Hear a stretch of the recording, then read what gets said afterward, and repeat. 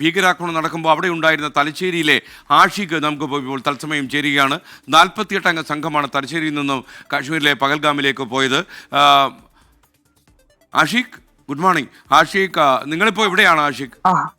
Hello, നമ്മളിപ്പോ Srinagar railway സ്റ്റേഷനിലാണ്.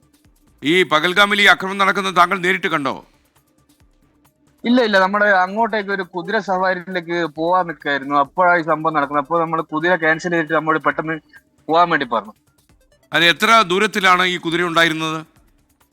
ഏതാണ്ട് ഒരു 5 കിലോമീറ്റർ മേലോട്ടേക്ക്, കുന്നിന്റെ മേളിലേക്ക് കയറി പോണം ഈ സ്ഥലത്തേക്ക് എത്താൻ വേണ്ടിട്ട്. ഇതിപ്പോ നമ്മളിപ്പോ 48 ആളുണ്ട് സ്റ്റേഷനിൽ. അത് നിങ്ങൾ 48 പേരും ഈ പഹൽഗാമിൽ ഉണ്ടായിരുന്നോ? ആ സമയത്ത് ഉണ്ടായിരുന്നു.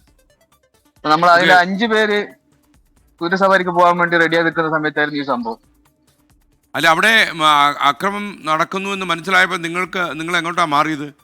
നമ്മുടെ ഗൈഡ് നമുക്ക് വണ്ടിയിലേക്ക് കയറാൻ വേണ്ടിയിട്ട് ആവശ്യപ്പെട്ടു. നമ്മൾ 3 ട്രാവലർ ആയിട്ടാണ് പോയത്.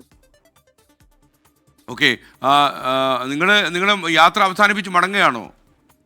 നമ്മുടെ ഇന്നലെ ലാസ്റ്റ് ലൊക്കേഷൻ ആയിരുന്നു അത് കഴിഞ്ഞ് നമ്മളിപ്പോ റിട്ടേൺ ആണ്.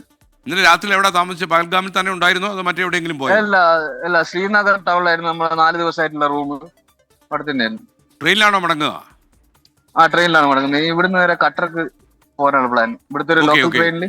Thank you Ashiq, thank U.